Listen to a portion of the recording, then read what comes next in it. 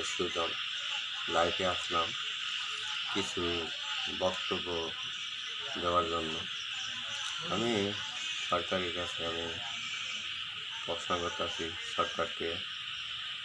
সরকারকে খুব ভালোবাসি। প্রধানমন্ত্রী শেখ হাসিনাকে বলতেছি, সাধারণ মানুষ, নিরহ মানুষ তারা কী খাবে? তাদের কোনো কামাই রোজগার নাই, খেটে খাওয়া মানুষ, মোবাইল ফোন, তারপরে গরুর দুধ যেটা বাচ্চা ফোলাভানে একটা রিক্সাওয়ালা তো একটা বাচ্চা হয়েছে, তার একটা গরুর দুধ কেমন লাগে 900 টাকা 800 টাকা একটা দুধের কোটটা কেনা সম্ভব। তে মানুষের যদি ইনকাম না থাকে তাহলে মানুষ কীভাবে খরচাপাতি করবে আর মানুষ কীভাবে বাড়বে? আমি প্রধানমন্ত্রী শেখ হাসিনাকে বলবো, আপনি জিনিসের দাম বাড়াই নেবে, জিনিসের দাম কমায়।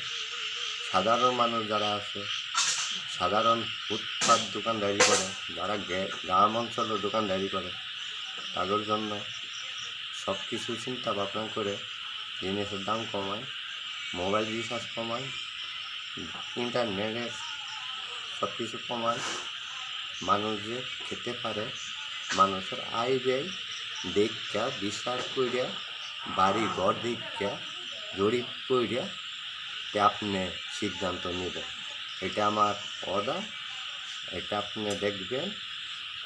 সাধারণ মানুষ যে খাইতে পারে, মানুষ যে চলতে পারে, মানুষের যদি আয়ত্তে ব্যয় হয় তাহলে মানুষ তো বাঁচবে না, তাহলে মানুষকে কামড়ায় খাইবে, তাহলে মানুষ কী খাইবে, কী কিনবে?